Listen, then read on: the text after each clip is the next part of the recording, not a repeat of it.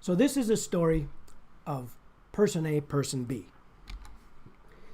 Your wealth today is in a lot of different areas. Most people have been talked to about why it's important to diversify your wealth. We would agree that you should have money in a lot of different segments, but they should always be in segments that you own and control. But if you take a look at most people, they have their money in their home, their savings, 401ks, pensions, IRAs, Roths, stocks, business assets, a multitude of places. But in the beginning, your circle of wealth is not very large. You're just starting out. But what we all do is in our accumulation phase, we are trying to grow that circle of wealth as fast and as efficiently and as safely as that we can. But in the future, you're going to have your money really in just two different categories. Part of your money is going to be in your spendable wealth, and the other part of your money is going to be in this area that's non-spendable. It's going to be places in your boat, in your home, in your cabin, in things that you want to enjoy in your later years. So all the diversification that you have actually ends up categorized in either spendable wealth or non-spendable wealth. Person A gets to the distribution phase of their life, and this is what normally happens. Person A grew their wealth all the way from their young 20s to their later years, and when they hit that so-called retirement date, they hit their spendable wealth hard. I've often said they kind of hit it like they're drunken sailors. They are going through their money like crazy. What happens is they've enjoyed life. They've justified this. They said, look, we put off doing all these things all our life. We're going to get to this place, and we're going to live while we're young enough, while we're healthy enough. And I have heard this literally 100 times by person A. And then they get out there about 10 years or so. They're in their mid-70s. And they start looking back at what's happened. And they look at how much money they have remaining in their spendable wealth. And they begin to become concerned. They begin to worry about how long am I going to live and what are we going to need to do to make this money last? And they really start thinking about these things that are real. They're thinking about healthcare costs increasing, being a burden on their family. They're thinking about the ever-increasing tax rates, the cost of living, so many things that are depleting their potential lifestyle. So what happens most of the time with person A is they start backing off of enjoying the wealth that they created over their lifetime. And it's truly an unfortunate thing, but most people that land here now start looking at what everything costs. They start always wondering what is it going to reduce their nest egg if they go do this or they go do that. And unfortunately, they live the rest of their life trying to conserve their assets and preserve them instead of enjoying them. And when they do finally hit the date that every one of us are going to hit, we are going to hit our expiration date. And when we do, all of the assets that are left in person A's life are now divided up by the tax man, the attorney, the creditors, the realtors, the funeral homes, you name it. Everybody's got their hand out and they're taking what's left. And very little of the money actually goes back to the family. This real story could be maybe what your grandparents went through. It could be maybe what you see the path that your parents may be on. I hope not. But person A is very prevalent in the United States of America today. We would choose to have people live like person B. Person B does the same thing in their accumulation phase of life. They grow their wealth. They grow it to a large pool of money. When they get to their distribution phase of life, they make the decision that they are not going to keep one dime left over. They are going to spend every dollar. They're going to enjoy every dollar between the time that they started their distribution phase and the date they hit 90. They are going to enjoy every dime that they accumulated in their life. They are not going to have $1 left at the end. Now, is there a problem with this? Sure there is. The problem is, and that's why it's a cautionary yellow, what if they live beyond age 90? What if they're 90 in a day? They don't have any money left. Well, I always love telling this story about your rich auntie. Now, hopefully you have one, but if you did have a rich auntie, and if your rich auntie said, in her family trust, if you get to age 90, you are going to receive $10 million from my rich auntie family trust.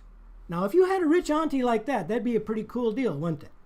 And if you had an ironclad guarantee that your rich auntie family trust, or in other words, your raft at the end of your time that can save you, is going to come in and deposit $10 million into your world, you wouldn't worry a bit about spending and enjoying and gifting and living all the way that you want to, giving money to your grandkids, helping them through school, all the things you'd want to. You wouldn't have a worry in the world if you had that rich auntie family trust, right?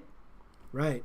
So it looks like this. If you had a $10 million rich auntie family trust, it changes the way you think about the assets you own when you enter those distribution years of life. See, if you know you can't run out of money, why would you save it? You would enjoy it, and you would gift it, and you would live on it, and it would be a wonderful life. Now, as great as that all sounds, how many of you don't have a rich auntie? Oh, and by the way, if you don't have a rich auntie, we really ought to talk about how you could actually have a rich auntie. But let's assume you don't have a rich auntie. Remember when we talked to you about life insurance having a living benefit? See, life insurance isn't very valuable when you're young. See, when you're young and you're healthy, what are the odds that you're going to die? It's so small. You heard this statistic before. 98.5% of all term policies get canceled or dropped by the choice of the purchaser. 98.5% of all term contracts are dropped, and they don't have a death benefit in their future. So what if we taught our clients how to have permanent death benefit in their future that replaced the rich auntie they didn't have? So give this a thought. The living value of death benefit works exactly like the rich auntie. See, again, when you're young and you're healthy, the odds of you dying are slim. But when you are old, when you are out there in the 90s and 100s, if you made it that far, what are the odds that you're going to leave this earth? Pretty good, right? That is where death benefit has true value. If you had $10 million of paid-for death benefit in your life, doesn't that do the exact same thing as your rich auntie story?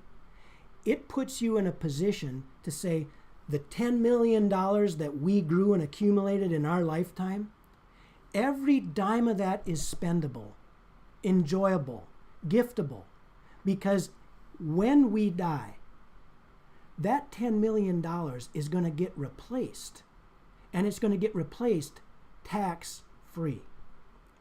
That is an amazing difference of how your world looks. And if you'll remember from other segments where I showed you that for just a small amount of money that you set aside in your early years of life to grow this permanent death benefit replaces all those term costs that you would have spent in your lifetime. And that little bit of money that you set aside to have properly structured permanent life insurance puts you in a position that now you can enjoy all your wealth through the rest of your life. And when you die, it's replaced tax-free. It completely changes the picture of how you enter your distribution years of life. The end of this story is real. If I'm talking to a young couple right now, and the two of you are entering your years in the far future into this distribution phase of life, it's very rare that you die on the same day. You may have experienced this with your grandparents, and maybe even some of you, unfortunately, with your parents already. But generally, there's a death that happens separately. And what I love about this structuring is that when person B's spouse passes away, it not only allows the surviving spouse to go on the rest of their life just exactly like they did as a couple from the financial perspective, that surviving spouse has all of the money that they enjoyed together in their distribution phase of life replaced at the exact time that they need it to have the security to continue to live the way that they entered the distribution phase of life as a couple. Now that surviving spouse can continue gifting and enjoying and helping the grandkids all the way until death do they part. And when it's structured properly, we have a husband and wife insured equally throughout their lifetime, so that that husband and wife couple can then have the monies come back to the estate of the children that they love, instead of giving it up to the nursing homes and to the attorneys and lawyers and all of the handouts that are waiting to be fed at the end of life. If you want to have your world structured in such a way that you have access and enjoyability to the monies that you grow, you need an exit strategy for those assets. Every one of your dollars should be enjoyed, spent, and gifted away, or put into a trust that moves to the family that you want it to move to, instead of all the places where we don't want it to go. I hope that this story helps you understand the real value, the living value of death benefit in your future. Thanks for listening. When we come back to the next segment, we're going to talk about how to have the living value of life insurance while you're young and healthy and growing your wealth, and why you're going to want to be able to use this money and how you're going to be able to use it in all the segments of how to properly use the money to build your wealth and build your safety and security. Thank you for listening. We'll talk next.